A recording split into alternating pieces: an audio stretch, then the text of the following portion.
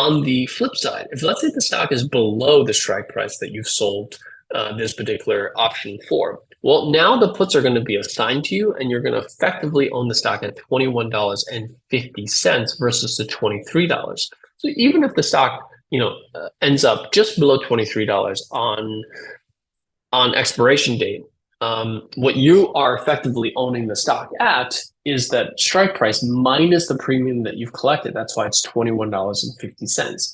So that 6.7% that you collected in yield now becomes a discount on the stock purchase that you just acquired. And this is arguably one of the most powerful use cases of options, is the ability to acquire stocks that you want to purchase at a discount using an option strategy like a short put.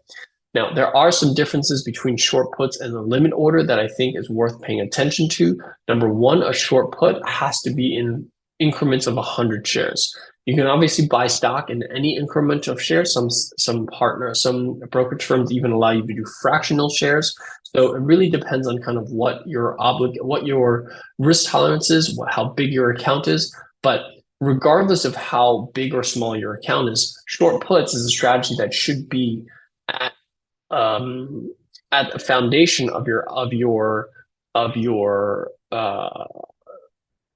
trading account, because if you compare it to buying the stock, you're always going to come out ahead selling the cash secured put than you are buying the stock. It's going to reduce your overall risk. It's going to improve your potential reward on a trade when you do take profits, and you get to collect a fairly substantial income stream between now and the expiration of your option. In this particular case, Chewy, which isn't even that particularly interesting, you're going to get a 6.7% discount if Chewy stock ends up below $23 sometime in the next between now and expiration, and the puts get assigned.